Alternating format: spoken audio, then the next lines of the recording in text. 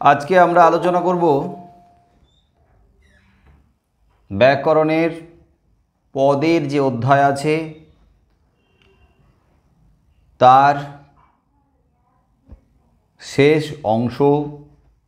আমার দুটো পদ বাকি ছিল, একটা অব্যয় পদ আর একটা ক্রিয়াপদ। আজকের অব্যয় আর ক্রিয়াপদ আলোচনা করব। তারপরে তোমরা বাড়িতে এই 5 প্রকার পদের সংজ্ঞা, বৈশিষ্ট্য, উদাহরণ, তার যে শ্রেণীবিভাগ, প্রত্যেকটার একটা করে উদাহরণ মনে রাখা, এগুলো করতে হবে এবং বাড়িতে যতটা পারো প্র্যাকটিস করতে থাকো। বিশেষ করে পাঠ্য বই থেকে আমাদের যে সমস্ত অধ্যায় আছে সেখান থেকে লাইন তুলে ওই পদের শ্রেণী নির্ণয় এগুলো দেওয়ার সম্ভাবনা আছে, তো তোমরা ওখান থেকে প্র্যাকটিস করবে। এর আগের দিনও বলেছিলাম যে ব্যাকরণের ক্ষেত্রে এইভাবে মুখে আলোচনা করার থেকে অনেক বেশি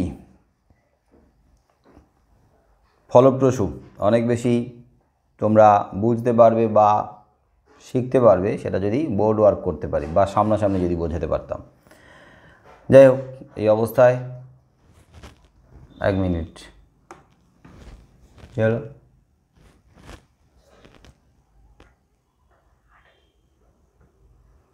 এই অবস্থায় যতটুকু সম্ভব বোঝানোর আমি বুঝিয়ে দিচ্ছি, তোমরা একটু মন দিয়ে শুনলেই আমার মনে হয় খুব একটা অসুবিধা হবে না। মাঝে মাঝে মশা জ্বালাবে, ডিস্টার্ব করবে আমাকে। প্রথমে আছে অব্যয় পদ। অব্যয় শব্দকে ভাঙো। অব্যয় শব্দকে যদি ভেঙে দেখি তাহলে আমরা দুটো অংশ পাবো। বলো কি কি দুটো অংশ? যে পারবে সেই বলো। একটা হলো আর ব্যয়। একটা হলো অ আর একটা ব্যয়। এর আগে উপসর্গ হয়ে গেছে পড়ানো, উপসর্গ তোমরা বুঝেছো। এই যে ব্যয়, এই ব্যয় শব্দের আগে আমরা একটা উপসর্গ দেখতে পাচ্ছি, সেটা হচ্ছে অর্থে নয়। এখানে বৈপরীত্য, বিপরীত ধর্মিতার ক্ষেত্রে কথাটা ব্যবহার করা হয়েছে। তাহলে ব্যয় আর যোগ করার সঙ্গে সঙ্গে অব্যয়, কিন্তু আর ব্যয়কে আমরা যখন একসঙ্গে উচ্চারণ করব অব্যয়। ব্যয় মানে লেখাই আছে, ব্যয় মানে খরচ করা। আমরা অব্যয়টাকে এইভাবে মনে রাখবো। মনে রাখার ক্ষেত্রে একটা সহজ উদাহরণ দিয়ে আমি ব্যাখ্যা করে দিচ্ছি তোমাদের, যে অব্যয় একটু জটিল, মনে রাখাটা একটু কঠিন, তাই সহজ করে কীভাবে মনে রাখবে। আমি যখন ছাত্র ছিলাম, স্কুলে পড়তাম, তখন আমাদের বাংলা স্যার এরকম সুন্দর করে বুঝিয়েছিল, এখনও মনে আছে। তো ব্যাকরণ মনে থাকাটা একটু কঠিন, কিন্তু ব্যাকরণের কোনো বিষয়কে যখন কোনো একটা উদাহরণ টেনে নিয়ে এসে বোঝানো হয় তাহলে সেটা মনে রাখাটা সহজ। তো আমি একটা উদাহরণ টেনে নিয়ে এসে বোঝাচ্ছি, যেটা আমার স্যার আমাকে শিখিয়েছিল। দেখি তোমাদের কতটা ভালো লাগে বা এটার মধ্য দিয়ে তোমরা কতটা মনে রাখতে পারো। তো ব্যয় মানে কি না, খরচ করা। ব্যয় করা মানে খরচ করে দেওয়া। ধরো আমরা বাজারে গেছি, কোনো কিছু কিনতে গেছি, এই পুজো গেল, যদিও পুজোর কেনাকাটা খুব বেশি হয়নি অনেকেরই, তাও টুকটাক অনেকে কিনেছে। তো কালী পুজো আছে, দীপাবলি, এবছর তো বাজি টাজি বন্ধ, শব্দবাজি, তারপরে আতশবাজি সবই বন্ধ করা খুবই দরকার। আমাদের মাঝে মাঝে তাও মন মানে না। আমরা ভালো আছি, সুস্থ আছি অনেকেই, তাই ভাবি দু একটা বাজি ফাটলে কী যা আসে, তাই না? কিন্তু আমাদের আনন্দটা সার্বিকভাবে অন্যের বিপদের কারণ হয়ে উঠতে পারে না, উঠবেই। এই সিচুয়েশনে তো আরও ভয়ঙ্কর হতে পারে। তাই চেষ্টা করো বাজি না ফাটাতে আর অন্যদেরকেও একটু সজাগ করতে। আপাতত আলো দিয়ে আমরা এই বছরটাকে কাজ চালাই। তো বাজারে গেছো কালী পুজোর জন্য লাইট কিনতে, টুনি বাল্ব, সারা বাড়িকে সাজাবে কত সুন্দর করে। একটা দুটো বাল্ব দিয়ে তো গোটা বাড়ি সাজানো যাবে না, কতগুলো সেট তোমাকে কিনতে হবে। ধরো গোটা 10 সেট কিনতে গেছো। এবছর কত দাম করেছে আমি নিজেও জানি না, গত বছর কিনেছিলাম, দাম ভালোই নেয়। তো ধরে নিলাম যে একটা বাল্বের, ওই টুনি বাল্বের একটা সেট ধরো 100 টাকা, বেশি হতে পারে কিন্তু ধরে নিলাম এই বোঝার খাতিরে। 10টা কিনতে তোমার 1000 টাকা লাগবে। তো 1000 টাকা তুমি ব্যয় করলে, বাড়ি এলে। আচ্ছা 1000 টাকা ব্যয় করলে মানে কি 1000 টাকা পুরোপুরি জলে গেল, নষ্ট হয়ে গেল? বলো তো, 1000 টাকায় যে ব্যয় করলে, ব্যয় মানে খরচ, 1000 টাকায় যে খরচ করলে, খরচ করলাম ঠিকই, এটা কি একেবারে নষ্ট হয়ে গেল? হ্যাঁ, যদি এই 1000 টাকা তোমার হারিয়ে যেত, যদি এই 1000 টাকা হারিয়ে যেত, কেউ চুরি করে নিয়েছে, পকেট মার, তো বা রাস্তায় পড়ে গেছে, যাই হোক না কেন, এইভাবে যদি তোমার চলে যেত তাহলে সেটা পুরোপুরি নষ্টই, অপচয়ও হতে পারে, পুরোপুরি হারিয়ে গেছে, তার বিনিময়ে তুমি কিছু পাওনি। কিন্তু যে 1000 টাকা খরচ করে তুমি লাইটগুলো কিনে আনলে, সেই 1000 টাকা আমরা খরচ করলাম, এটা ঠিক কথা, সেই 1000 টাকা আমরা ব্যয় করলাম, কিন্তু সেই 1000 টাকা কি পুরোপুরি নষ্ট হলো? মানে তার বিনিময়ে কি আমরা কিচ্ছু পেলাম না? পেলাম তো, কিনে নিয়ে এসেছি তো, কিছু তো আমরা পেয়েছি। হ্যাঁ, 1000 টাকা দিয়েছিলাম, তার বিনিময়ে 10টা লাইট কিনে নিয়ে এসেছি। তো সেক্ষেত্রে লাভ তো দোকানদার করবেই, দোকানদার তো চ্যারিটি করার জন্য বসে নেই, লাভ করার জন্যই তো বসেছে। কেউ একটু বেশি করবে, কেউ একটু কম করবে, কিন্তু লাভ করবে। তো সেক্ষেত্রে ধরো 200 টাকা লাভ করেছে, কিন্তু আমরা যেটা কিনে আনলাম 1000 টাকার বিনিময়ে, তাহলে আমরা কিন্তু পুরোপুরি নষ্ট করিনি, কিছুটা দিয়েছি, তার বিনিময়ে কিছুটা নিয়ে এসেছি।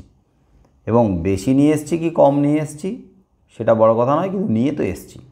তার মানে আমরা যদি এইভাবে মনে রাখি, এইভাবে হয়তো যুক্তিসঙ্গত নয়, আমি জাস্ট মনে রাখার জন্য বলছি। কিন্তু আমি যদি তোমাদের সঙ্গে তর্কে যাই, বা তোমরা আমার সঙ্গে যুক্তি নিয়ে একটা ডিবেটে দাঁড়াও, তাহলে হয়তো আমি হেরে যেতে পারি। কিন্তু আমি জাস্ট মনে রাখার জন্যই বলছি যে এই যে ব্যয় করলাম বা খরচ করলাম, এই খরচ বা ব্যয় মানে নষ্ট নয় বা অপচয় নয়, এই ব্যয়ের আর এক অর্থ দাঁড়াচ্ছে কি না, পরিবর্তন, মানে এক্সচেঞ্জ করছি এক অর্থে।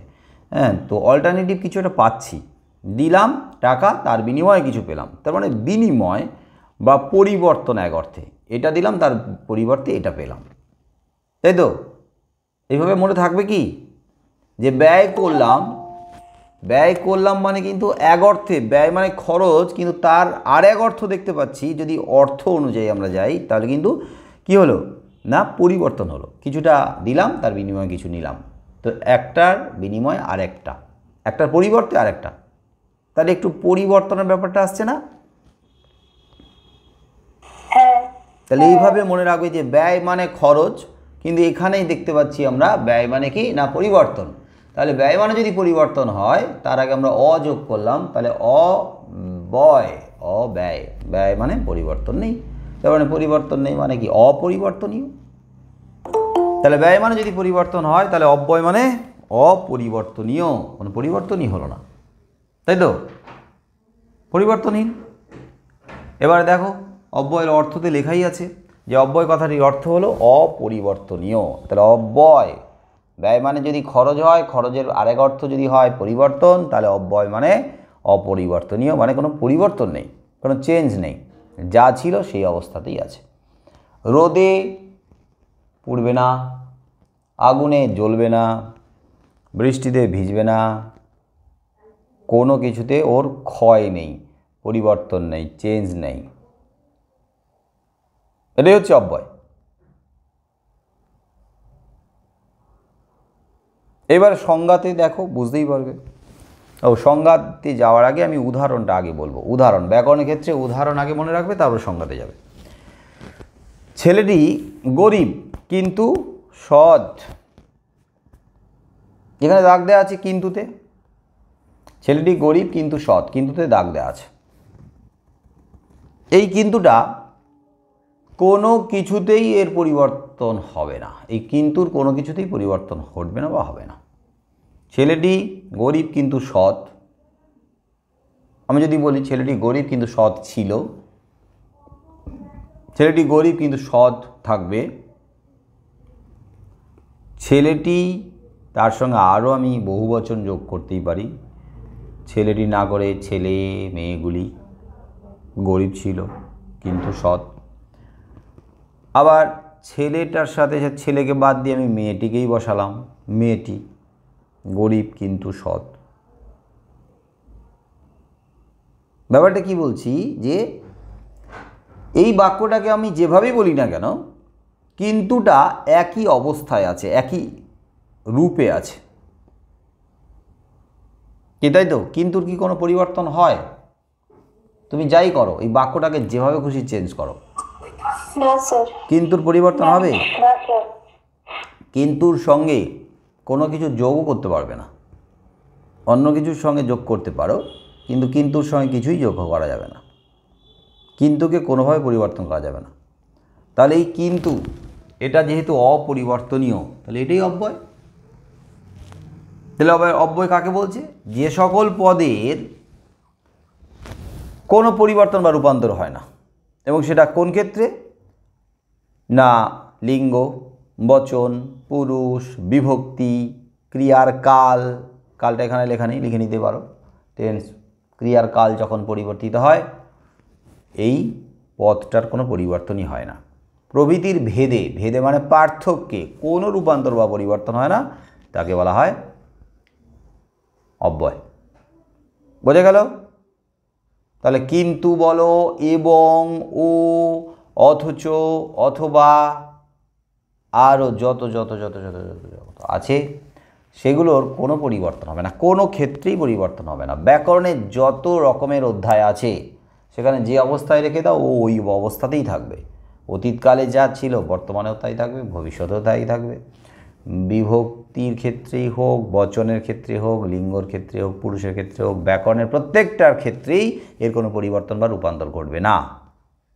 এই যে উদাহরণে প্রথমে দেওয়া আছে কিন্তু, পরেরটাতে দেওয়া আছে এবং, তারপরেটা আছে বাহ, তারপরে আছে থেকে। ছেলেটি স্কুল থেকে বাড়ি ফিরল থেকে, ব্র্যাকেটে লেখা আছে কিন্তু, এবং, বা আর থেকে। আর উদাহরণের ক্ষেত্রে দেখো, দুটো জিনিস আমরা এখানে ইন্ডিকেট করছি। একটা ওই অব্যয়ের নিচে দাগ দিয়ে দিচ্ছি, তারপরে ব্র্যাকেটে মানে বাক্যের শেষে ব্র্যাকেটে আমরা ওই অব্যয়টাকে আবার লিখছি। কিন্তু আমি পরীক্ষার সময় কিন্তু তোমাদের 3টে পদ্ধতি ফলো করতে বলেছিলাম, 3টে। একটা দাগ দেবে যেটা অব্যয়, মানে যেটা পদ, বাক্যের শেষে ব্র্যাকেটে রাখবে। আরেকটা কী করতে বলেছিলাম? সমান সমান লিখে দেবে। হ্যাঁ, নিচে আবার লিখে দেবে। সমান সমান নিচে লিখে। রাইট, এটা ফলো করবেই করবেই, কারণ এখন খুব ব্যস্ত আমরা সবাই, এত ব্যস্ত হয়ে পড়েছি। এই পরিস্থিতিতেও আমরা কিন্তু ব্যস্ত। যাদের হাতে কাজ নেই তো কাজ নেই, আবার যাদের হাতে কাজ আছে এত ব্যস্ততা, আর কাজ না থাকলেও ব্যস্ত। শুয়ে বসে দিন যাচ্ছে, সেটাও ব্যস্ততা। আলসেমি, কুঁড়েমি আমাদেরকে গ্রাস করে ফেলেছে, সেটাও ব্যস্ততা। তাই খাতা যে একটু মন দিয়ে দেখব, একটু ধৈর্য ধরে দেখব, সেই ধৈর্যটুকু আমাদের নেই। তাহলে এটা যদি না থাকে, তাহলে আমরা চাইব কি? তোমরা খুব সুন্দরভাবে সাজিয়ে গুছিয়ে আমাদের সামনে রাখবে, আমরা টপাস করে গিলে নেব। তোমরা যদি আন্ডারলাইন না করো, ব্র্যাকেটের শেষে না রাখো, নিচে আবার না লেখো, তাহলে কি হবে? আমাদেরকে খুঁজতে হবে কোনটা অব্যয়। আর 3টে পদ্ধতি কেন বলেছিলাম? একটা যদি মাথা থেকে বেরিয়ে যায়, আর দুটো থাকবে, মার্কস পাওয়া যাবে। আর দুটো যদি বেরিয়ে যায় তাহলে একটা তো থাকবে, আর তিনটে বেরিয়ে গেলে কিছু করার নেই, শিলিগুড়ির রসগোল্লা পাবে তোমরা। তো যেখানে ছিলাম যে অব্যয় পদ কাকে বলে, অব্যয়ের অর্থ কী এটা বুঝতে পারলে আশা করা যায়। এইবার আমি বলেছিলাম যে পদের ক্ষেত্রে, পদ শুধু নয় ব্যাকরণের ক্ষেত্রে যদি পারা যায় ওটাকে ইংলিশে নিয়ে যাবে, মানে গ্রামারে নিয়ে যাবে।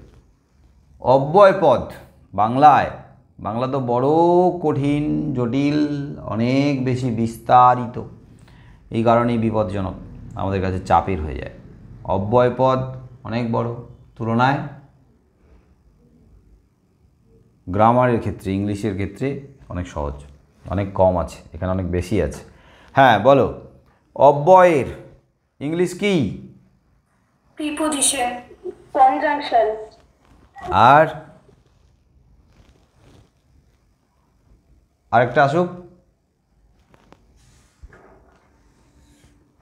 আরেকটা কি? দুটো এসছে, আরেকটা আরেকটা বলো। ইন্টারজেকশন। ইংরেজিতে যে তিনটে তোমরা বললে ওই তিনটেকে মিলে আমরা বাংলায় অব্যয় বলছি।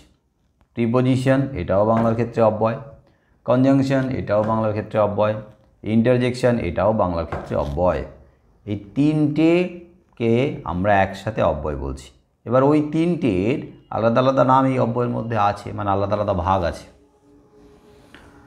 প্রিপোজিশন, প্রিপোজিশনকে বাংলায় কি বলে? পারবে কেউ বলতে? অব্যয়?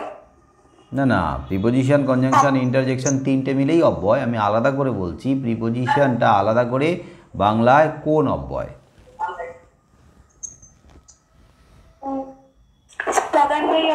পদান্বয়ী অব্যয়। হ্যাঁ, পদান্বয়ী অব্যয়, এটা মনে রাখবে, পদান্বয়ী অব্যয়। আর কনজাংশন এটা কি ধরনের অব্যয়? যে লেখা আছে পরপর অব্যয়ের তিনটে ভাগ লেখা আছে, দেখো। বাক্যান্বয়ী, হ্যাঁ বাক্যান্বয়ী বা সমুচ্চয়ী অব্যয়। আর ইন্টারজেকশন যেটা, সেটা হচ্ছে অনন্বয়ী অব্যয়। অনন্বয়ী অব্যয়, এই তিনটেকে দেখবে ইংরেজির সঙ্গে মিলিয়ে মনে রাখবে, মাথায় রাখবে, তাহলে দেখবে বুঝতে সুবিধা হবে। তাহলে পদান্বয়ী অব্যয়, বাক্যান্বয়ী বা সমুচ্চয়ী, অনন্বয়ী অব্যয়। তাহলে অব্যয় তিন প্রকার, প্রধানত অব্যয় তিন প্রকার। এবার এগুলোর মধ্যে আবার ভাগ আছে। এবারে আসছি পদান্বয়ী অব্যয়। পদান্বয়ী, পদান্বয়ীকে সন্ধি বিচ্ছেদ করো, কি দাঁড়াবে শব্দ দুটো, আলাদা আলাদা পদ দুটো? পদান্বয়ী সন্ধি বিচ্ছেদ করলে কি দাঁড়াবে?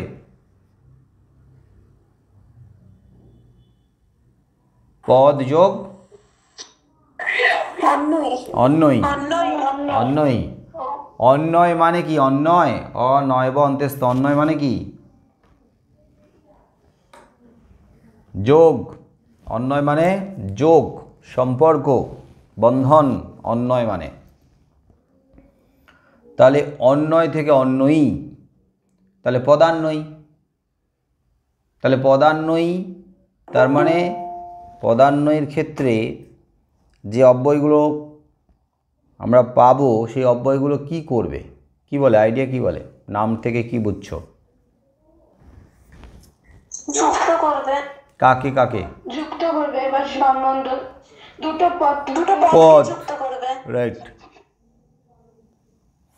নাম যেহেতু পদান্বয়ী, তাহলে এটাই মাথায় রাখবে, একটা পদের সঙ্গে আরেকটা পদকে অন্বয় মানে যুক্ত করবে। এবারে সংজ্ঞাতে দেখো, যে সকল অব্যয়পদ বাক্যের অন্তর্গত দুটি পদের মধ্যে সম্বন্ধ বা সম্পর্ক মানে অন্বয় স্থাপন করে তাকে পদান্বয়ী অব্যয় বলে। লেখাই আছে প্রিপোজিশন ব্র্যাকেটে। উদাহরণ, মায়ের সঙ্গে ছেলেটাও কাঁদছে। এখানে সঙ্গে, বলো তো সঙ্গে ইংলিশ কি? তো উইথটা ইংলিশে প্রিপোজিশন, তো যেটা প্রিপোজিশন, যেটা প্রিপোজিশন হবে সেটাই পদান্বয়ী অব্যয়। পরীক্ষার সময় দেয়া থাকলো যে মায়ের সঙ্গে ছেলেটা কাঁদছে, এখানে সঙ্গে এটা কোন ধরনের পদ, শুধু তুমি অব্যয় পদ না লিখে তার ভিতরে ভাগ লিখে দেবে, পদান্বয়ী অব্যয়। কেন বুঝতে পারলে? ওটাকে ইংলিশে চেঞ্জ করে নেবে, তাড়াতাড়ি বুঝতে পারবে। উইথ উইথ তো প্রিপোজিশন, তাহলে প্রিপোজিশন মানে পদান্বয়ী অব্যয় হবে, সহজ একবারে। আচ্ছা, এরপরে এই পদান্বয়ী অব্যয়ের মধ্যে আরও কিছু ভাগ আছে। আমার এখানে 2-3টে লেখা আছে ঠিকই, কিন্তু অতিরিক্ত তোমরা মানে এক্সট্রা তোমরা পেয়েই যেতে পারো তোমাদের ব্যাকরণ বই বা সহায়িকাতে। ওই অতিরিক্তগুলো তোমাদেরকে কিন্তু কালেক্ট করে রাখতে হবে, দেখে রাখতে হবে, পড়ে রাখতে হবে। এখানে আছে সীমাবাচক অব্যয়, ব্যতিরেকাত্মক অব্যয়, ব্যতিরেকাত্মক, ব্যতিরেকাত্মক, ব্যতীত, ব্যতিরেকাত্মক মানে ছাড়া, বিহনে, ব্যতীত, এই টাইপের।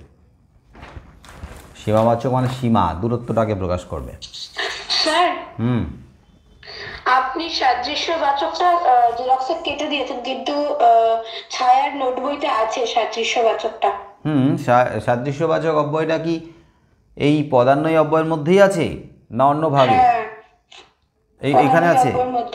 ও, সাদৃশ্যবাচক যদি পদান্বয়ী অব্যয়ের মধ্যে থাকে তাহলে তোমরা ওই এখানে লিখেই রাখো, কাটা আছে ঠিকই, ওখানে ব্র্যাকেটে লিখে দাও যে পদান্বয়ী অব্যয়ের বিভাগ।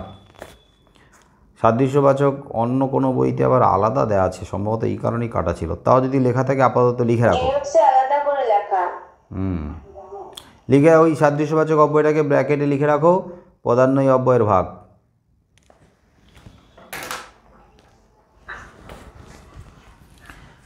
তো সাদৃশ্যবাচক, সীমাবাচক, ব্যতিরেকাত্মক, তারপরে আর আছে অনুসর্গ রূপে ব্যবহৃত হয় কিছু অব্যয়।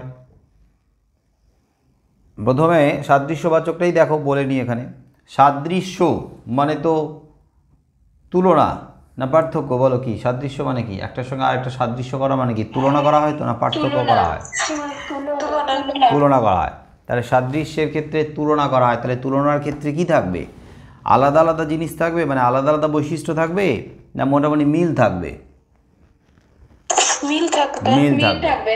তাহলে সাদৃশ্যবাচক মিল থাকবে। তাহলে মিল, দুটো জিনিসের মধ্যে, দুটো বস্তু দুজনের মধ্যে যখন আমরা মিলটাকে দেখাই, দুটোর মধ্যে বৈশিষ্ট্যের বা ধর্মগত মিল দেখাই, তখন আমরা এই অব্যয়গুলোকে ব্যবহার করি। কি কি? যেমন মতো, মতন, ন্যায়, যেন, যেমন, হেন, পারা, পারা। ওই নদী আপন বেগে পাগল পারা, তা পারা মানে কি দাঁড়ালো অর্থ? পাগলের মতো। নদী, গান আছে না, গানের লাইন, নদী আপন বেগে পাগল পারা, পারা মানে হচ্ছে পাগলের মতো, তার মানে মতো বা ন্যায়, এই শব্দটার আরেকটা হলো পারা। তুল্য, সম, প্রায়, প্রায় মানেও মতো অর্থে। তো এখানে শুধু আমি পদগুলোকে দিয়ে রেখেছি, তোমাদের মনে রাখতে হবে কিভাবে? বাক্যে প্রয়োগ করে। এমনিতে মনে থাকবে, কিন্তু পরীক্ষার সময় যখন উদাহরণ লিখতে বলবে তখন এই শব্দতে উদাহরণ লিখলে কাটা যাবে। তোমাদেরকে বাক্যে প্রয়োগ করে উদাহরণ দিতে হবে। কারণ যখন চাইছি যে পদের উদাহরণ দাও, তখন শব্দ যখন আমি বসাবো তখন তো ওটা পদ হলো না। পদ হতে গেলে কিভাবে বসাতে হবে বলো? উদাহরণটা কিভাবে বসাতে হবে পদ হতে গেলে? একটা শব্দ যখন পদ হবে তখন তাকে কিভাবে বসাবো? বাক্যের মধ্যে প্রয়োগ করতে হবে। আর বাক্যের মধ্যে প্রয়োগ করা মানেই বিভক্তি যোগ করতে হবে, তবেই তো সে পদে পরিণত হবে। তাহলে বাক্যে না প্রয়োগ করে এমনি শব্দ লিখে দিলে ওটা পদের উদাহরণ হবে না, কেটে দেবে। তাই বাক্যে প্রয়োগ করে উদাহরণ দিবে। এরপরে আছে সীমাবাচক। সীমা, একটা নির্দিষ্ট সীমা পর্যন্ত, দূরত্ব পর্যন্ত বোঝাতে হবে। তো সীমা বোঝাতে বাক্যে ব্যবহৃত পদ, অব্যয় পদগুলো সীমাবাচক অব্যয়। এটা পদান্বয়ী অব্যয়ের মধ্যে বলছে। থেকে, পর্যন্ত। থেকে, থেকে দিয়ে একটা বাক্য বলো তো। কাল থেকে স্কুলের ছুটি শুরু হবে। এই যে থেকে মানে একটা সময়ের সীমা থেকেই শুরু হচ্ছে, থেকে পর্যন্ত। আবার এই থেকেটাকে পরীক্ষার সময় তো ওই সীমাবাচক না লিখে তোমাকে যদি বলে যে থেকেটা কী ধরনের অব্যয়, তো তখন তোমরা তখন কী করতে পারো? পদান্বয়ী অব্যয়ের মধ্যে লিখে দিলেই হয়ে যাবে, আশা করা যায়। আলাদা করে যদি বলে সীমাবাচক অব্যয়ের উদাহরণ দাও, তখন লিখবে। তারপরে আছে ব্যতিরেকাত্মক অব্যয়। ব্যতিরেকাত্মক মানে তো ওই যে দেখো, ব্যতীত, বিহনে, ছাড়া। বই, বই মানে পুস্তক নয়, হ্যাঁ, বই। বই মানে ছাড়া অর্থে সাধুভাষার ক্ষেত্রে ব্যবহার করা হয়। ব্যতীত, বিনে, ভিন্ন। এগুলো কিন্তু উদাহরণ দেওয়া আছে, কিন্তু বাক্যে প্রয়োগ করা নেই। আশা করা যায় বাক্যে প্রয়োগ করতে পারবে তো? ক্লাস 9-এ পড়ো তোমরা, বাক্যে প্রয়োগ করতে তো পারবেই। যদি কোনো একটা শব্দ, কোনো একটা পদের সমস্যা হয়, যে বই দিয়ে কী হবে বাক্য, তখন না পারলে আমাকে মেসেজ করবে, নাহলে তোমাদের সহায়িকা থেকে বা ব্যাকরণ বই থেকেই পেয়ে যাবে। অর্থটা বুঝতে না পারলে হয়তো উদাহরণটা বাক্যে প্রয়োগ করতে পারবে না। বই মানে যদি তুমি পুস্তক, বুকস ইংরেজি করো, তাহলে তো উদাহরণ ভুল হবে। বই মানে তো ছাড়া না? হ্যাঁ, বই মানে ব্যতীত বা ছাড়া। বই দিয়ে একটা বাক্য বলো তো, কে পারবে? বই দিয়ে একটা বাক্য বলো, কোনো গানের লাইন টাইনও বই আমি কোথাও যাইতে পারিব না। তোমা বই আমি। আচ্ছা স্যার একটা বাক্য আছে, বলবো? বলো বলো বলো। যাহা বলিব সত্য বলিব, সত্য বই মিথ্যা বলিব না। সুন্দর সুন্দর, এটা সুন্দর, এটা আমাদের শোনা তো, এটা খুব ভালো লাগছে। এই বইটা এখানে অ্যাডজাস্ট করছে ভালো, মানে বেশ খাপ খাচ্ছে। তো এমন একটা বাক্য লিখবে যে বাক্য একটু যেন 9-এর মতো স্ট্যান্ডার্ড হয়, একটু উপযোগী হয়। 9-এর ছেলেমেয়েরা উত্তর লিখছে, উদাহরণ দিচ্ছে, তাহলে সে যদি 5-এর বাচ্চাদের মতো বাক্য লেখে, তাহলে স্ট্যান্ডার্ডটা তো নেমে গেল না। তো এইরকম স্ট্যান্ডার্ডটাকে বজায় রাখবে। তারপরে আছে অনুসর্গ রূপে ব্যবহৃত অব্যয়। অনুসর্গ, এই অনুসর্গগুলো তোমরা কোন প্রসঙ্গে পড়েছ? ওই কারক বিভক্তি নির্ণয়ের প্রসঙ্গে। কারক ছিল না 7-8 ছিল, কারক 7-8 ছিল। কারকের ক্ষেত্রে ছিল যে বিভক্তি অনুসর্গ নির্ণয়। তোমাদের বোধহয় উপসর্গ অনুসর্গ তো ছিলই ক্লাস 9-এ, তাই না? তো অনুসর্গ রূপে ব্যবহৃত হয়। এই যে সহিত, সঙ্গে, সাথে, উপরে, নিচে, সামনে, পাশে, ভেতরে, বাইরে, জন্য, নিমিত্ত, উদ্দেশ্যটা এখানে নাই হবে, তরে, দ্বারা, দিয়ে, কর্তৃক, এগুলো কারকের ক্ষেত্রে দেখবে অনুসর্গ হিসেবে ব্যবহৃত হয়। এই অনুসর্গ রূপে ব্যবহৃত হয়েছে। তার মানে এখানে যা কিছু আছে সবই তো ইংরেজিতে প্রিপোজিশন, তাই এখানে পদান্বয়ী অব্যয়। আরও যদি এক্সট্রা কোনো থাকে তোমরা ভাগগুলো লিখে নেবে পাশে। এবার আছে বাক্যান্বয়ী বা সমুচ্চয়ী অব্যয়। সংজ্ঞা কাকে বলে বাক্যান্বয়ী বা সমুচ্চয়ী অব্যয়? তো তার আগে উদাহরণ দেখো। উদাহরণ তো শব্দ হিসেবে দেওয়া আছে, বাক্যে প্রয়োগ করা নেই, কিন্তু অথবা দুটো দেওয়া আছে, আর পরের দিকে প্রত্যেকটা ভাগের আলাদা আলাদা করে উদাহরণ দেওয়া আছে বলেই এখানে আমি আর উদাহরণ লেখাইনি। তো বাক্যান্বয়ী বা সমুচ্চয়ী। আচ্ছা, বাক্যান্বয়ী, পদান্বয়ী যদি পদের সঙ্গে পদকে যোগ করে পদান্বয়ী অব্যয়, তাহলে বাক্যান্বয়ী অব্যয়ে তোমাদের ধারণা কি বলছে? কার সঙ্গে কার যোগ হবে? পদের সঙ্গে বাক্যাংশ, বাক্যের সঙ্গে বাক্য যোগ হবে, এইটুকু তো বুঝতে পারছি। আমি এর আগে ধরো অব্যয় পড়িনি, আমি দেখলাম যে পদান্বয়ী অব্যয় কি হলো না, পদের সঙ্গে পদকে অন্বয় করা হলো। তাহলে বাক্যান্বয়ী অব্যয়ে আমার ওই অভিজ্ঞতাকে কাজে লাগিয়ে আমি তো সিদ্ধান্তে পৌঁছতেই পারি। বাক্যান্বয়ী অব্যয়ে কার সঙ্গে কার যোগ হবে বলো? বাক্যের সঙ্গে বাক্যে, একটি বাক্যের সঙ্গে একটি বাক্যের সঙ্গে বাস একটি বাক্যে। এটাই মনে রাখবে, একটি বাক্যের সঙ্গে আরেকটা বাক্যের যোগ হবে। কিন্তু সংজ্ঞাতে বলছে শুধু বাক্যের সঙ্গে বাক্য নয়, একটা বাক্যের সঙ্গে একটা পদেরও যোগ হতে পারে। বাক্যের সঙ্গে বাক্য আর বাক্যের সঙ্গে পদ, মানে পদের সঙ্গে বাক্য, বাক্যের সঙ্গে বাক্য। কিন্তু পদান্বয়ী অব্যয় শুধু পদের সঙ্গে পদের যোগ, কিন্তু বাক্যের সঙ্গে বাক্যের যোগ। তবে যোগ শুধু নয়, যোগ হতে পারে, বিয়োগ হতে পারে, মানে সংযোজন হতে পারে, আবার বিয়োজন হতে পারে, বিচ্ছেদ আলাদাও হতে পারে, আবার সংকুচিতও করতে পারে, মানে বাক্যের পুরো অর্থটাকে যেন টেনে সংকুচিত করে দেবে, ছোট করে দেবে। অনেক রকমের বৈশিষ্ট্য এখানে আছে। তো বাক্যের সঙ্গে বাক্য হোক বা বাক্যের সঙ্গে পদ হোক, এই দুটো করবে, অন্বয় করবে। সে অন্বয়টা কীভাবে করবে আমরা দেখছি। এবারে সংজ্ঞা দেখো, যে অব্যয় একটি পদের সঙ্গে বাক্যের, একটি বাক্যাংশের সঙ্গে অন্য একটি বাক্যাংশে, শুধু বাক্যের সঙ্গে নয়, বাক্যাংশ হতে পারে, একটা বাক্যের অংশের সঙ্গে আরেকটা বাক্যের অংশে যোগ করতে পারে, কিংবা একটি বাক্যের সঙ্গে অন্য বাক্যের সংযোজন বা বিয়োজন ঘটায়, তাকে বাক্যান্বয়ী অব্যয় বলে। বাক্যান্বয়ীকেও সন্ধি বিচ্ছেদ করলে দাঁড়াচ্ছে আমাদের বাক্য যোগ অন্বয়ী। বাক্যের সঙ্গে বাক্যকে যোগ করবে, কিন্তু বাক্যের সঙ্গে বাক্যাংশকে যোগ করতে পারে, পদকেও যোগ করতে পারে। শ্রেণী বিভাগে দেখো, সংযোজক অব্যয়, বিয়োজকের আরেক নাম হচ্ছে বৈকল্পিক অব্যয়, তোমাদের বইগুলোতে যদি অতিরিক্ত এক্সট্রা কোনো নাম থাকে সেটাও বলবে পাশে, তারা আমরা সবাই লিখে নিতে পারবো। কারণ একটা ভাগের একটা দুটো আরও নাম থাকতেও পারে, সেই নামগুলো মনে থাকলে তবে গিয়ে তোমরা বিভ্রান্ত হবে না। তারপরে আছে বিয়োজক বা বৈকল্পিক অব্যয়, তারপরে আছে সংকোচক অব্যয়, তারপরে আছে ব্যতিরেকাত্মক অব্যয়। ব্যতিরেকাত্মক অব্যয়, আবার উপরেও আছে ব্যতিরেকাত্মক অব্যয়, আছে না?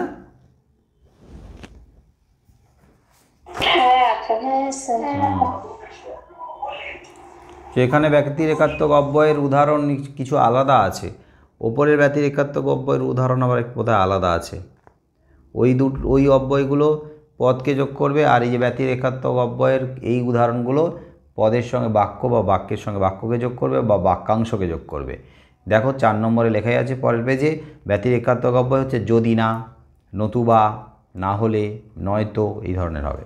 আর আগে ছিল ব্যতিরেকাত্মক অব্যয় যেগুলো পদান্বয়ী অব্যয় হিসেবে উদাহরণ দেওয়া আছে, সেটা হচ্ছে বিনা, বই, ছাড়া, ব্যতীত, বিনে, ভিন্ন, এগুলো। যাই হোক, বাক্যান্বয়ী অব্যয়ের আরও কিছু ভাগ আছে। প্রশ্নবাচক অব্যয়, কারণাত্মক বা হেতুবাচক অব্যয়, হেতু মানেই কারণ, সিদ্ধান্তবাচক অব্যয়, বাক্যালঙ্কার বা আলঙ্কারিক অব্যয়, নিত্য সম্বন্ধী বা সাপেক্ষ অব্যয়।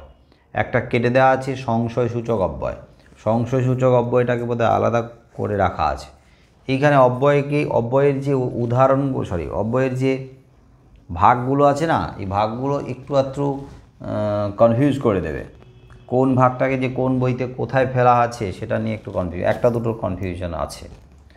এখানে দেখা যাচ্ছে কোনো বইতে যে সংশয়সূচক অব্যয়টাকে এখানে রাখা আছে, মানে বাক্যান্বয়ীর মধ্যে রাখা আছে, আবার কোথাও আলাদা করে ভাগে রাখা আছে। যাই হোক, সংযোজক অব্যয়ের কাজ কী হবে? সংযোজক মানে একটার সঙ্গে আরেকটাকে যুক্ত করবে, সংযোজক, সংযুক্ত করবে। সেগুলো কী না, এবং করতে পারে, ও করতে পারে, আর, তথা, ওরফে, বনাম, মায়, মায় অর্থে এমনকি। হ্যাঁ, বাড়ি থেকে চোর ঢুকে জিনিসপত্র সব নিয়ে গেল, মায় আমার ভাঙা সাইকেলটাও নিয়ে গেল, মায় মানে এমনকি অর্থে। এখানে মায়টা এরকম ধরনের অর্থ হিসেবে মনে রাখো, মায়টা সংযোজক অব্যয়ের ক্ষেত্রে ব্যবহার করা হয়।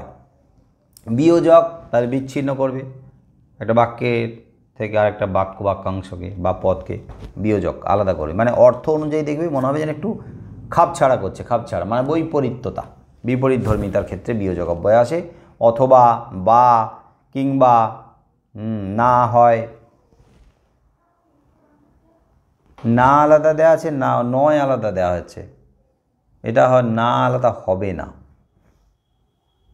না হয় হবে, বুঝলে তো? না হয় করো তো, মনে হচ্ছে না হয় হবে, এটাকে একটু রাউন্ড করে রাখো, এটা পরে দেখতে হবে যে না আর না হয়।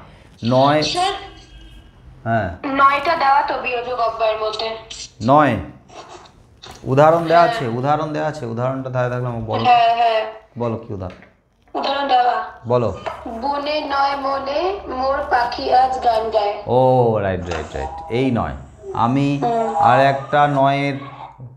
একটা নয়ের অর্থ হিসাবে আমি নাবাচক ধরেছিলাম, তো নাবাচকের ক্ষেত্রে নয় আসে বা না আসে, সেটা হচ্ছে না দিয়ে হয়, যে আমি যাব না, এই না মানে নেগেটিভ সেন্সে আসে।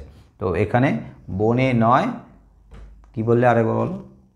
মনে হয় বনে নয় মনে মোর পাখি আজ গান গায়। ও গানের লাইন, হ্যাঁ, তাহলে বনে নয়, তাহলে বনে নয় মানে এখানে নয় আর একটা জায়গায়, এই দুটোর মধ্যে বিয়োজক ব্যাপারটা আসছে। ঠিক আছে, নয় বা না, বলো না দিয়ে উদাহরণ বলো। কোন স্টেশনটা আগে পড়ে, নৈহাটি না কাঁচরাপাড়া? রাইট, দুটোর মধ্যে বৈপরীত্যতা। সংকোচক অব্যয় দেখো, সংকোচক অর্থকে একটু যেন সংকুচিত করে ফেলবে, পরন্তু, কিন্তু, অথচ, তবু, তথাপি, বরঞ্চ, বরং, অধিকন্তু প্রভৃতি। ব্যতিরেকাত্মক অব্যয় দুটোর মধ্যে একটু আগে হলো ব্যতীত, ছাড়া, এইটা তো তোমার পদান্বয় অব্যয়ে গিয়েছিল, কিন্তু এখানে যদি না, নতুবা, না হলে, এই যে নার একটা যখন অর্থ জোরে থাকে তখন সেটা নেগেটিভের ক্ষেত্রেও যায়। প্রশ্নবাচক অব্যয়ের ক্ষেত্রে প্রশ্ন করবে যেগুলো দিয়ে, তো, কি, না, নাকি, হ্যাঁ, হ্যাঁ দিয়ে আমরা প্রশ্ন করি না, আমরা অনেক সময় শুনতে না পেলে মনে করে হ্যাঁ হ্যাঁ কী বলে হ্যাঁ করতে থাকি, এটাও প্রশ্ন করা, হ্যাঁ হ্যাঁ হ্যাঁ হ্যাঁ হ্যাঁ হ্যাঁ কি তো দিয়ে প্রশ্ন হয়, তো দিয়ে প্রশ্ন হয়, একটা বাক্য বলো তো দিয়ে প্রশ্ন করি আমরা।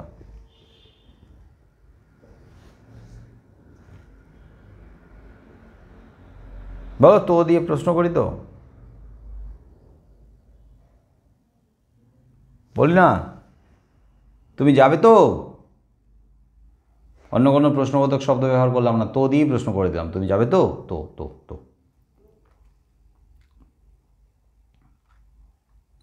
না দিয়েও প্রশ্ন হয়, তুমি যাবে না, না দেবে। হ্যাঁ তো আমি যদি বলি তুমি যাবে না, ওটা নাবাচক হয়ে গেল, কিন্তু আমি যদি প্রশ্ন করতে যাই তখন আমাকে জোর দিয়ে বলতে হবে তুমি যাবে না। তাহলে কি আর কি দিয়ে প্রশ্ন তো আমরা করি, কিন্তু সেই কিটা কয় হর্ষইকার, কিন্তু কয় দীর্ঘই দিয়ে নয়, যার উত্তর হ্যাঁ কি না আসবে।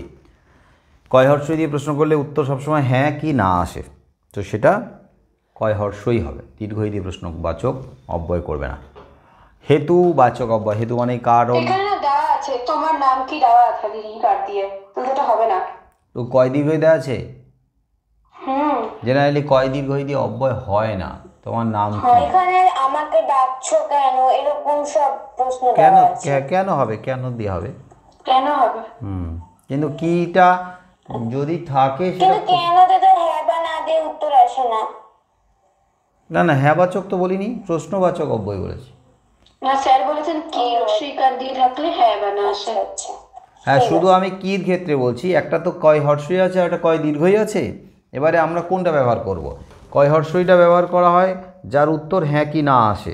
আমি যদি বলি তোমার নাম কি, তাহলে আমার তো হ্যাঁ আর না দিয়ে আমি উত্তর দিতে পারবো না। তোমার নাম কি, হ্যাঁ, তোমার নাম কি, না, এটা বলা যায় না।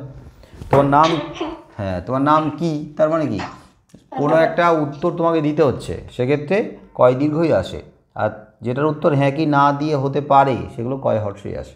এক্ষেত্রে প্রশ্নবোধক অব্যয়ের ক্ষেত্রে কয় হর্ষই দিয়ে করবে, আর যেহেতু কোনো বইতে আমার কয় দীর্ঘই আছে কনফিউশনে ফেলে দেয়, জেনারেলি চেষ্টা করবে কয় হর্ষই দিয়ে করা। আর কয় দীর্ঘই দিয়ে যদি পরীক্ষায় থাকে তখন ওটার ভাগ লিখে দেবে। হেতু বাচক অব্যয়ের মধ্যে হেতু মানেই তো কারণ, তাই কারণ, বলিয়া মানে বলে, সদুভাষার ক্ষেত্রে বলিয়া প্রভৃতি।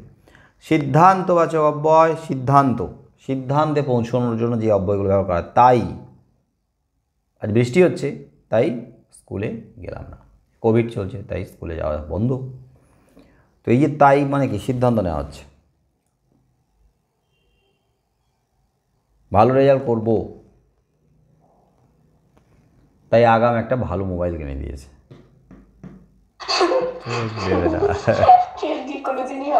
হ্যাঁ, তো এটা একটা সিদ্ধান্ত আর কি। তবে সুতরাং কাজে কাজেই মানে কাজে মানে সেই অর্থেই, সেজন্য এগুলো বাক্যে প্রয়োগ করার সময় খেয়াল করে প্রয়োগ করতে হবে।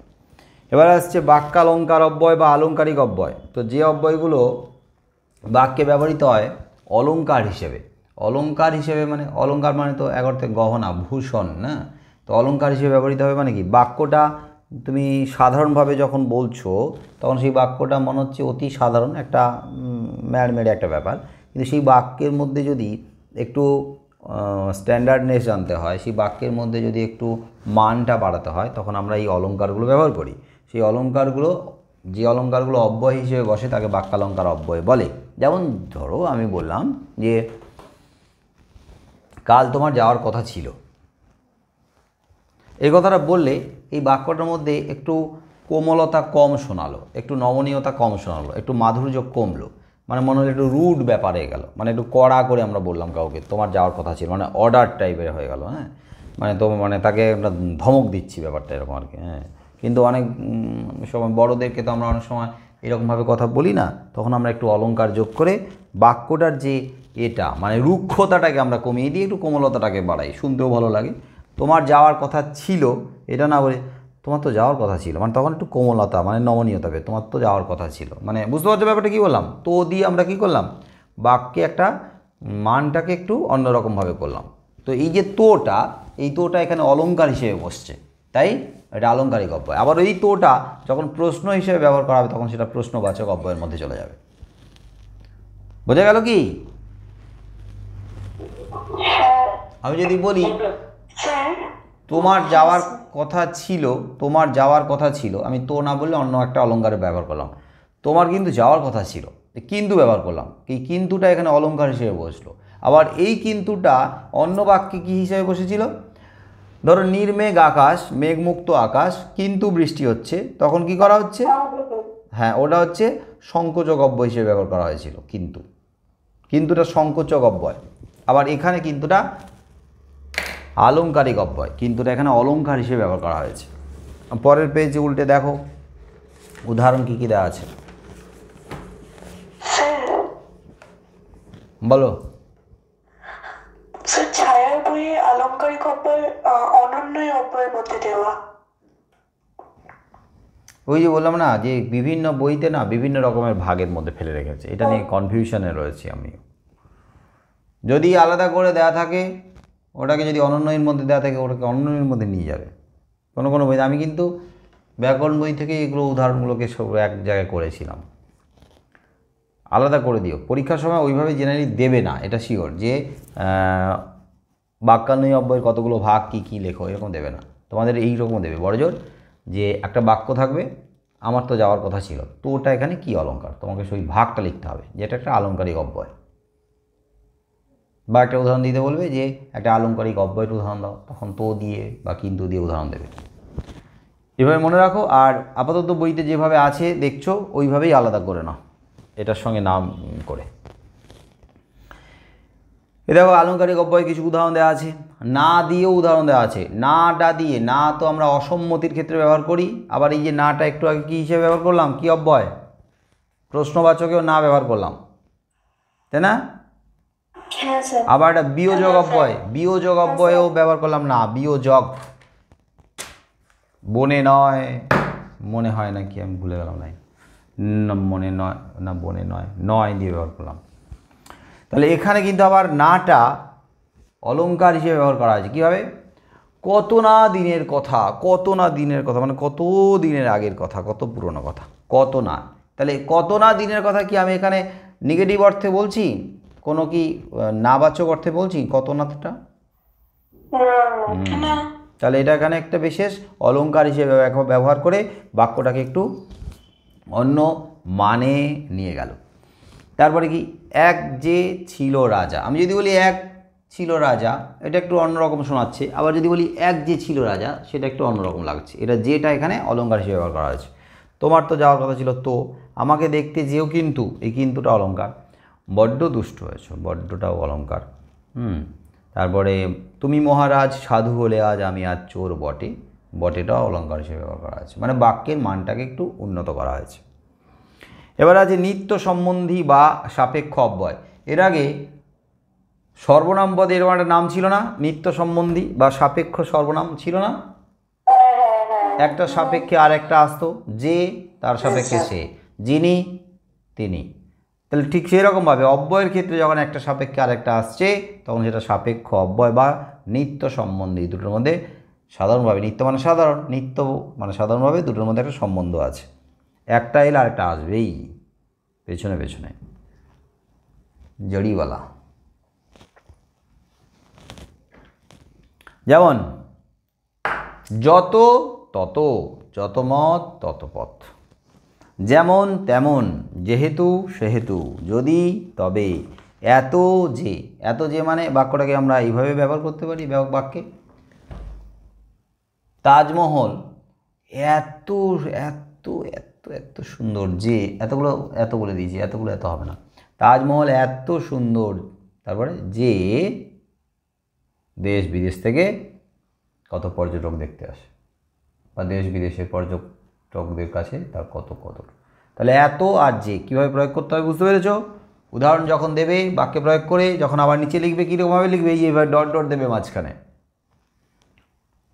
যদি তবে, এত যে, বরং তবু, বরং তবু দিয়ে বাক্য রচনা কে করতে পারবে?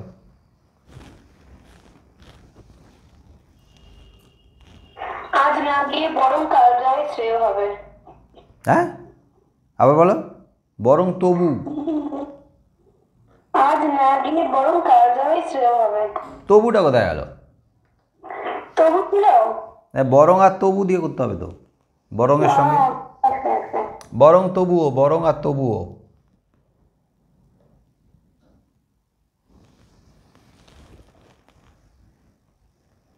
বরং পড়াশোনা করব না,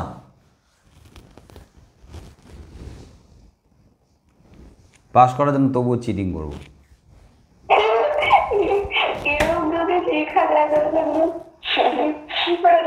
হ্যাঁ, এরকম লেখা গেলে, এইরকম যে অপ্রিয় সত্যি কথাটা লিখে দিয়ে আসবে, দিদিমণিরা খুব খুশি হবে, স্যারেরা খুব খুশি হবে। বলেছে, দেখেছো, সত্যি কথাই বলেছে। কী করবে, এই পরিস্থিতিতে পড়াশোনা করবে, মানুষ বাঁচে না পড়াশোনা।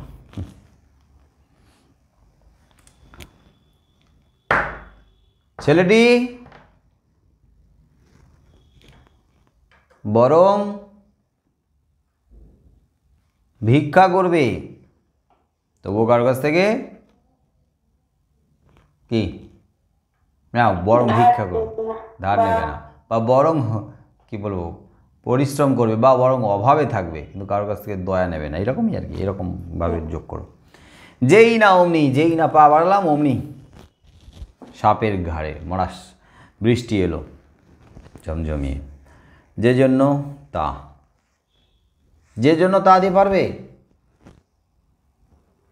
সেই জন্য এখানে এসেছিলাম, তা তো হলোই না। তা হলো না, হতেই পারে। এবারে আসবে অনন্যই অব্যয়। অনন্যই অব্যয়ের মধ্যে আর কতগুলো ভাগ আছে, সেই ভাগের মধ্যে অনেক রকমের আবেগ টাবেগও জড়িয়ে আছে। যেমন ধরো, সংজ্ঞাটা আগে দেখো, যেসব অব্যয়ের বাক্যের অন্যান্য পদের সঙ্গে প্রত্যক্ষভাবে কোনো সম্পর্ক বা অন্যয় বা সম্বন্ধ থাকে না। অনন্যই অব্যয়ে ডিরেক্ট ওই বাক্যটার সঙ্গে সরাসরি সম্বন্ধ বা সম্পর্ক থাকে না, শুধু বিভিন্ন ধরনের আবেগ দেখো, বিস্ময়, আনন্দ, ঘৃণা, ভয়, লজ্জা ইত্যাদি মনের ভাব প্রকাশের জন্য ব্যবহৃত হয়, তাকে অনন্যই বা ভাববাচক বা আবেগবাচক অব্যয় বলে। তবে অনন্যইর মধ্যে ভাববাচক, আবেগবাচক এটা আলাদা ভাগ দেওয়ার কথা। অনন্যইর মধ্যে দেখো, প্রশংসাসূচক অব্যয় আছে, যে প্রশংসার জন্য আমরা যে সমস্ত অব্যয়গুলো ব্যবহার করি। আর অনন্যই অব্যয়ের ক্ষেত্রে কি বললো না, বাক্যের সঙ্গে সেইভাবে সরাসরি তাতে যোগ থাকে না। যেমন ধরো, একদম স্টার্টিংয়ে দেওয়া হয়েছে বাহ, বাক্যটা দেওয়া হয়নি, বাহ, বাহ দিয়ে একটা বাক্য বলো, বাহ দিয়ে বিশ্বগত খেল, বাহ দারুণ খেলে, বাহ কি সুন্দর দৃশ্য, বাহ খুব সুন্দর, হ্যাঁ কী সুন্দর দৃশ্য। তাহলে এই যে বাটা দিয়ে কী করা হলো, বাক্যের আগে ব্যবহার করা হলো। তো এবারে ওইভাবে বাক্য থেকে যদি বাটাকে আমরা সরিয়ে নিই আলাদা করে, তাহলে বাক্যের উপরে সেই অর্থে কোনো প্রভাব পড়বে না। ওই জন্য বাক্যের সঙ্গে সরাসরি সেভাবে লিঙ্ক থাকে না, ওকে সরিয়েও নেওয়া যায়, আবার বসিয়েও দেওয়া যায়। তাই অনন্যই অব্যয়ের ক্ষেত্রে বাক্যের সঙ্গে সরাসরি সেই অর্থে কোনো সম্পর্ক বা অন্যয় থাকে না। তারপরে হচ্ছে প্রশংসাসূচক, যা দিয়ে আমরা প্রশংসা করি সেটা হচ্ছে বাহ, মরি মরি মরি, কি সাবাস।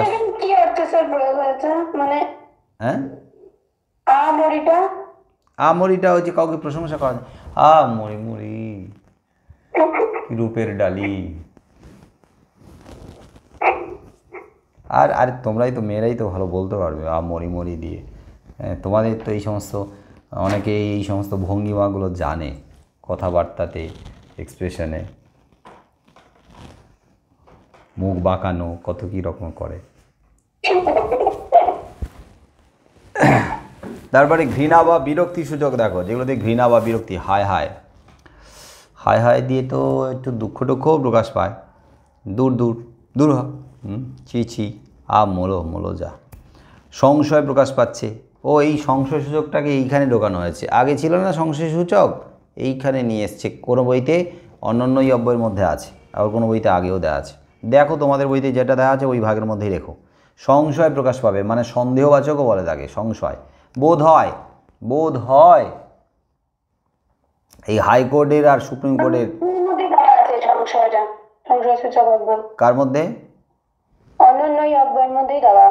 ও তাহলে এখানেই দিয়ে দিবি, ওখান থেকে বাদ দিয়ে দেওয়া আছে। বোধ হয় মানে হয়তো আর কি, বোধ হয় এবছর কালী পুজো খুব একটা বেরোনো যাবে না, দুর্গা পুজোতেও যায়নি, তাও মানুষ ঠেলে ঠুলে বেরিয়ে এসছে বাড়ি থেকে, যা হয়ে যাক হয়ে যাক, কোভিড মোভিড যা খুশি হোক, থাকবো না আর। প্রতিদিন বেরোবো না ঠিকই, কিন্তু একদিনই তো বেরোবো। ওই একদিন মানুষ ধৈর্য ধরতে ধরতে ধরতে ধরতে পুরো নবমীতে একবারে ঢল নেমে গেছে রাস্তায়। যে আজকে লাস্ট দিন, ফলে আর বাড়িতে আটকে থাকা না। তো বোধ হয় যেন হয়তো এগুলো সংশয় বা সন্দেহবাচক। এই সন্দেহবাচক নামটা লিখে রাখো তো, সংশয় সূচকের আরেকটা নাম পাশে লিখে রাখো, সন্দেহবাচক বলে।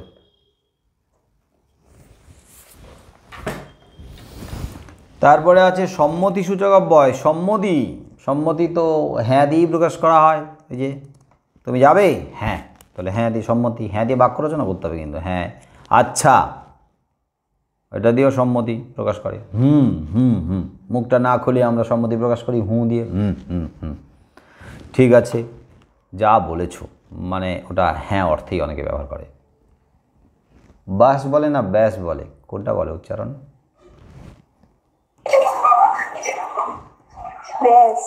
ব্যাস। আর খাওয়া আর দেবো, আর দেবো, খাবারটা আবার খাওয়ার সময় না আর দেবো, ব্যাস মানে কি? ঠিক আছে ঠিক আছে।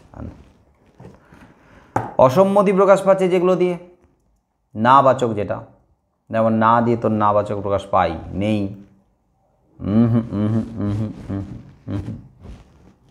হুঁ দিয়ে যেমন প্রকাশ পাচ্ছে সম্মতি, তেমনই না বাচক। আরও নাবাচকের ক্ষেত্রে যেগুলো ব্যবহার করা আছে তোমাদের বইতে, ওই উদাহরণগুলো নিয়ে নেবে। সম্বোধন সূচক অব্যয় আলাদা করে। সম্বোধন, সম্বোধন করা মানে কাউকে যে পদটা দিয়ে আমরা ডাকি, তাই তো? চিঠি লেখার সময় সম্বোধন করি না, মহাশয় মহাশয়া, তো এটা সম্বোধন পদ। যা দিয়ে কাউকে আমরা ডাকি সেটা সম্বোধন পদ হয়ে যায়। ভগবানকে ডাকছি হে ভগবান, হে দিয়ে ভগবান, হে ভগবান। তাহলে হে, ওরে, কি রে, রে, রেটা দেওয়া থাকে কোনো কোনো কবিতার লাইনের ক্ষেত্রে। মধুসূদনের কবিতার লাইনে আছে রে, রে অ্যাকচুয়ালি ওরে, ওরের ওটাকে উজ্জ্ব করে দিয়ে রে দিয়ে বলা হয়। ও ওয়ে, ওয়ে নাকি এটা, ওয়ে, ওই ওয়ে, ওয়ে হ্যাঁ গান আছে রে। ও হে, ওই কবিতার ক্ষেত্রে। ওগো, ওলো, ওলো যা, গ্রামীণ শব্দ। তাহলে যে পদ দিয়ে কাউকে সম্বোধন করা হয় সেই পদগুলোই হচ্ছে সম্বোধন সূচক, সম্বোধন না, হ্যাঁ সম্বোধন সূচক অব্যয় পদ। বোঝা গেল? এই যে এখানে দেখো সাদৃশ্যবাচকটাকে এইখানে রাখা আছে, ওখান থেকে কেটে দেওয়া আছে, মানে কোনো কোনো বইতে অনন্যই অব্যয়ের মধ্যে ফেলা ছিল, ওই জন্য ভাগটা এখানে রেখেছি। তো তোমাদের যেখানে আছে বই দেখে নাও, সেখানেই যোগ করে দিও। সাদৃশ্য তো একটু আগে বোঝানো হলো। সাদৃশ্যবাচকের আর একটা নাম দেয়াই আছে।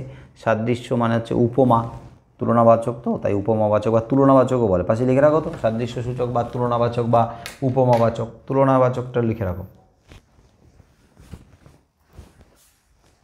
উদাহরণ হচ্ছে মতো, মতন এর আগে হয়ে গেছে, ন্যায় যেমন, পারা হেন, পারা তুল্য, প্রায় মতো। তারপরে আছে অন্ধকার। এ কি অন্ধকার কেন রে? অন্ধকার তো হবে না, ধন্যাত্মক অব্যয় হবে। অন্ধকার আবার কী জিনিস?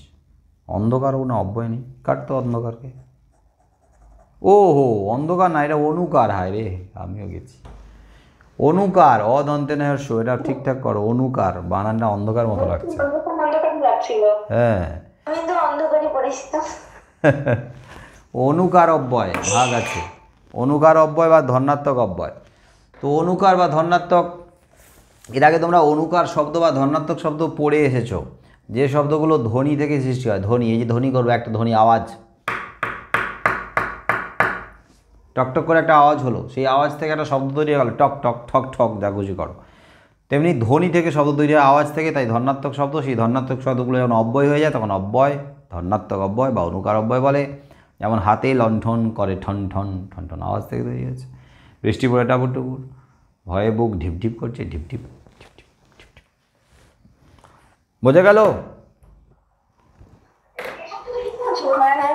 এবারে যদি দু একটা অতিরিক্ত উদাহরণ থাকে তাহলে তোমরা বই থেকে লিখে নাও।